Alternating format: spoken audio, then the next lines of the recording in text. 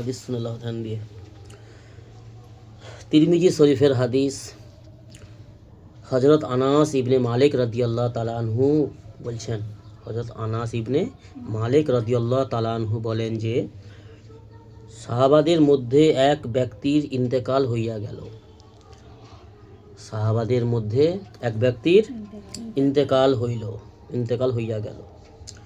তখন আরেক ব্যক্তি মৃত ব্যক্তিকে লক্ষ্য করিয়া বলিল, তোমার জন্য জান্নাতের সুসংবাদ। রাসূলুল্লাহ কি বলছেন? হযরত আনাস ইবনে মালিক রাদিয়াল্লাহু তাআলা আনহু হইতে হাদিসটি বর্ণিত আছে। সাহাবাদের মধ্যে এক ব্যক্তির ইন্তেকাল হইয়া গেল। তখন অন্য এক ব্যক্তি মৃত ব্যক্তিকে লক্ষ্য করিয়া বলিল, তোমার জন্য জান্নাতের সুসংবাদ। তো রাসূলুল্লাহ সাল্লাল্লাহু আলাইহি সাল্লাম এই কথাটা শুনলেন। শোনার পরে ওই ব্যক্তিকে বলল, যে ব্যক্তিটা বলল যে তোমার জন্য জান্নাতের সুসংবাদ, তাকে বলছে লক্ষ্য করে।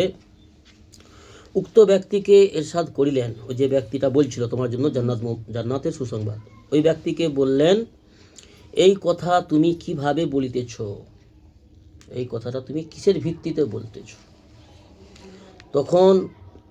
যখন প্রকৃত অবস্থা তোমার জানা নাই, যখন প্রকৃত বিষয় তোমার জানা নাই, হইতে পারে এই ব্যক্তি অপ্রয়োজনীয় কোনো কথা বলিয়াছে, অথবা এমন কোনো জিনিসে কৃপণতা করিয়াছে, যাহা দান করিলেও কম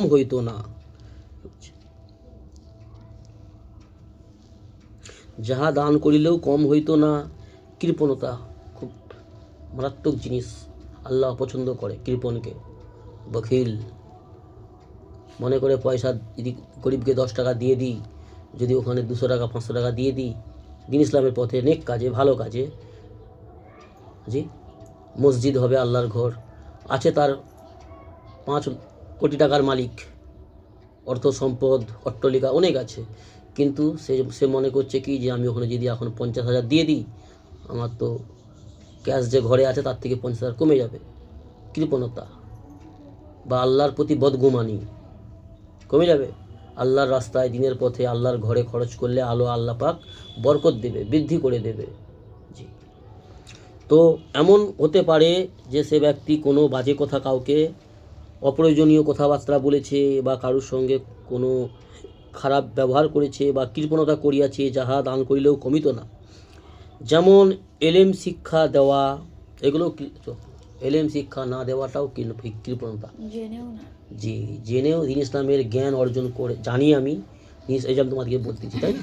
দিন ইসলামের ব্যাপারে জানকারি হাসিল করা ফরজ করেছে আল্লাহ, এবং দিন ইসলামের ব্যাপারে যেটা হাসিল করেছি, দিন ইসলামের ব্যাপারে যে এলেম জ্ঞান আমাকে আল্লাহ দিয়েছে, সেটাকে সঠিকভাবে যাচাই করে যদি সঠিক হয়, সেটাকে অন্যকে জানিয়ে দিতে হবে। কৃপণতা করা যাবে না, অর্থাৎ লুকানো যাবে না, নিজের মধ্যে দাবিয়ে রাখা যাবে না, সেটাকে ছড়াতে হবে। আল্লাহর হুকুম এটা। তো এলেমে শিক্ষা দেওয়া, যেমন এলেম শিক্ষা দেওয়ার কোনো জিনিস ধার হইয়া, অথবা যেমন এলেম শিক্ষা দেওয়া বা কোনো জিনিস ধার দেওয়া, অথবা আল্লাহ তাআলার সন্তুষ্টির পথে মাল খরচ না করা, কেননা ইহা এলেম ও মালের কম করে না, এলেম ও মালকে কম করে না। আল্লাহর পথে, দিন ইসলামের পথে দান করলে, মাল সম্পদ খরচ করলে মাল সম্পদ কম হয় না। এবং দিন ইসলামের ব্যাপারে এলেম যদি আল্লাহ পাক আমাকে দেয়, বা আমাকে যতটা দিয়েছে, আমি সেটা যদি অন্যকে বলে দিই, জানিয়ে দিই, আমার মধ্যে থেকে কমে যাবে?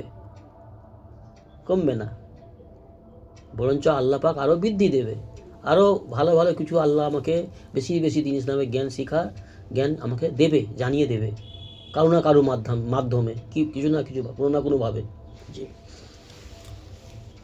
ফায়দা। এই হাদিসটা বিস্তারিত কি বলছেন? হাদিস শরীফের অর্থ এই যে, কাহারও ব্যাপারে জান্নাতি বলিয়া উক্তি করার দুঃসাহস করা দরকার নেই। কি বলছে? কাহারও ব্যাপারে জান্নাতি বলিয়া সার্টিফিকেট দেওয়া, সার্টিফিকেট দেওয়ার মালিক আল্লাহ। জি, আল্লাহ রসুল সাল্লাম, আল্লাহ এবং আল্লাহ রসুল সাল্লাম জান্নাতি হওয়ার সার্টিফিকেট দিয়েছেন। আজকালের দিনে কত আছে এরকম ছদ্মবেশী ভণ্ড, যারা একদম দরবেশ সেজে থাকে।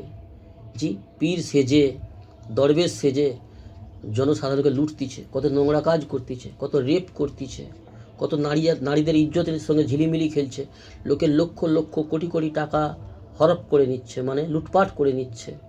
জি, এরকম মানুষ তো আছে সমাজে। তো অর্থাৎ তাদের মাজার বানিয়ে তাদেরকে সেজদা করা। আজকে একটা ভিডিও দেখতেছিলাম, দেখলে চোখে পানি এসে যাবে। এই যে আমাদের সমাজে যে বিশেষ করে মাজারগুলো আছে না, আমাদের দেশের বিভিন্ন শহরে, বিভিন্ন গ্রামে, বিভিন্ন জায়গায়, বিভিন্ন রাজ্যে আছে মাজার। মাজারে গিয়ে মানুষ এমন এমন করতেছে, মানে আল্লাহর থেকেও বড় বানিয়ে ফেলেছে এক একজন মাজারওয়ালাকে। আসলে মাজারওয়ালা যারা মাজারে চলে গেছে, যাদের মাজার আছে, আসলে সেই ব্যক্তিগুলো কতটা আল্লাহর নেক বান্দা ছিল সেটা তো আমাদের জানা নেই। জি, প্রথম কথা, পাকার কব্বর বানানোই নিষিদ্ধ আছে ইসলামে, কিন্তু আজকালের দিনে জাহিলরা, মূর্খরা ধান্দা খুলেছে, পাকার মাজার বানিয়ে এই বাবা ওই বাবা সেই বাবা, খাজা বাবা ও বাবা সে বাবা নাম দিয়ে, ভণ্ড বাবা, লাড্ডু বাবা, বিভিন্ন রকমের বদমাস, সব ভণ্ড বদমাসের দল, তারা এইভাবে সব বানিয়ে ধান্দা করছে। তো হাদিস শরীফের ফায়দারা কি বলছেন বিস্তারিত? হাদিস শরীফের অর্থ এই যে, কাহারও ব্যাপারে জান্নাতি বলিয়া উক্তি করার দুঃসাহস করা উচিত নয়। অবশ্য নেক আমলের কারণে আশা রাখা চাই। নেক আমলের কারণে আশা করতে পারো যে আল্লাহ রব্বুল আলামিন হয়তো ওই ব্যক্তিকে আল্লাহ জান্নাতি বানিয়ে দেবেন। কেন? উনি আমাদের চোখে দেখা অনেক নেক কাজ বেশি করেছে, এটা আশা করতে পারো। বা কাউকে জাহান্নামীও বলে দেওয়া যাবে না, কোনো ব্যক্তিকে জাহান্নামীও বলা যাবে না। হয়তো এমনও হতে পারে, হয়তো গুনার কাজ করেছে, আমরা চোখে দেখেছি, আমাদের বন্ধুবান্ধব, আমাদের বয়সী বা আমাদের বাপের বয়সী, বাপের তুল্য বয়স্ক বুজুর্গ লোক অনেক অন্যায় অত্যাচার গুনার কাজ করছে, আমরা চোখে দেখছি, কিন্তু জাহান্নামী বলা যাবে না। হয়তো কিছু গোপনে আল্লাহর ইবাদত করেছে, বা গোপনে কিছু এমন নেক কাজ করেছে, জি, যেটাতে আল্লাহ তার উপর খুশি হয়ে গেছে, তার কোনো নেক কাজে। তো কাউকে জাহান্নামী সার্টিফিকেটও দেওয়া যাবে না, জাহান্নামী বলা যাবে না। সর্বদা নিজের মঙ্গল কামনা করা এবং অন্যদেরও মঙ্গল কামনা করা। জি, আজকালের দিনে আমাদের সমাজটাকে নষ্ট করছে এক শ্রেণীর কিছু সংখ্যক আলেম নামে জালেমরা, মাজার বানিয়ে ধান্দা খুলেছে। কি চলছে? মানুষকে গুমরাহ করছে, সাধারণ মানুষকে পথভ্রষ্ট করছে, গুমরাহ করছে, শিরিক করাচ্ছে, কুফরি করাচ্ছে, বেদাত করাচ্ছে, যত রকমের নোংরা, যত রকমের অন্যায়, যত রকমের জুলুম, আল্লাহর অপছন্দনীয় কাজগুলো সাধারণ মানুষকে দিয়ে করাচ্ছে এক শ্রেণীর আলেম নামে জালেম। জি, বদমাশ, আল্লাহর শত্রু, দুশ্মন। তো আমাদেরকে আল্লাহ বিবেক বুদ্ধি দিয়েছে চিন্তা চেতনা করার জন্য, ভালো কি মন্দ কি, কোনটা ঠিক কোনটা ভুল, কোনটা সহি কোনটা গলত, কোনটা করণীয় কোনটা ছাড়নীয়, এইগুলো চিন্তাভাবনা করে আমাদের জীবনযাপন করতে হবে। আমার বাপ দাদা করে এসেছে বলে সেটাই ঠিক, সেটাই করতে হবে এমনটা নয়। জি, আমাদের সমাজে এই জিনিসটাই আছে, বাপ দাদা করেছে আমাদের করতে হবে।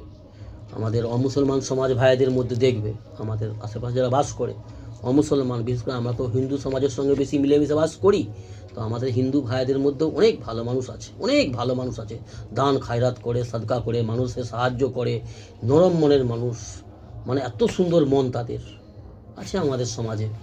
ভালো মানুষ অনেক আছে, অনেক বেশি আছে, কিন্তু কিছু সংখ্যক মানুষকে গুমরাহ করছে। ব্রাহ্মণের বাচ্চা ব্রাহ্মণ হবে, চাই সে যত চরিত্রহীন হোক, যত মাতাল হোক, মদ মাতাল চরিত্রহীন নোংরা, কিন্তু ব্রাহ্মণ ঘরে জন্ম নিয়েছে, ব্রাহ্মণ, সে ব্রাহ্মণ, সেও পূজা করে দেখবে, সেও পূজারী, হয়তো তাদের ধর্মগ্রন্থ সে বসে পড়েনি, জানেনি, যা ইচ্ছা বলে ধুমধাম করে হুঙ্কর দিল। আর সাধারণ মানুষ যারা আমার হিন্দু ভাইদের সমাজের মধ্যে, তারাও বিশাল বছরে একটা এনজয়, আনন্দ উপভোগ করা।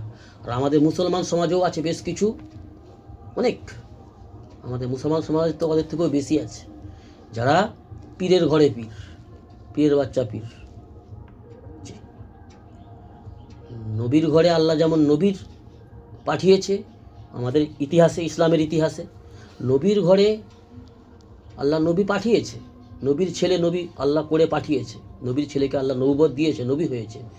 কিন্তু নবীর ঘরে আল্লাহ পাক নাফরমানও তো পাঠিয়েছে, নবীর বাড়িতে নবীর সন্তান নাফরমান হয়েছে, জি, আল্লাহর দুশ্মন হয়েছে।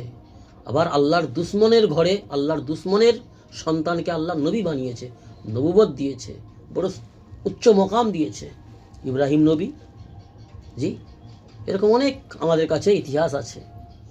হ্যাঁ, আবার নূহ নবীর ছেলে কেনান আল্লাহর বড় নাফরমান। তো আজকালের সমাজে, আমাদের মুসলমান সমাজে এটা খুব ভয়ানক একটা বিষয়, পীরের ঘরে পীর, পীরের বাচ্চা পীর, কিছু জানে না, বদমাসের গাছ, বদমাসের গোড়া, এরকম মানুষ আছে আমাদের সমাজে। তার বাপ দাদা এই করেছিল, সেই করেছিল, বাপের নাম ভাঙি ভাঙি ধান্দা করছে, ব্যবসা করছে, সাধারণ মানুষের অর্থ সম্পদ লুটপাট করছে। তো আল্লাহ আমাদের এই সমস্ত বিভ্রান্তির পথ থেকে, ভ্রান্তির পথ থেকে এবং গুমরাহির পথ থেকে হেফাজত করুন। আমিন। সুবহানাল্লাহ। কি বুঝলে?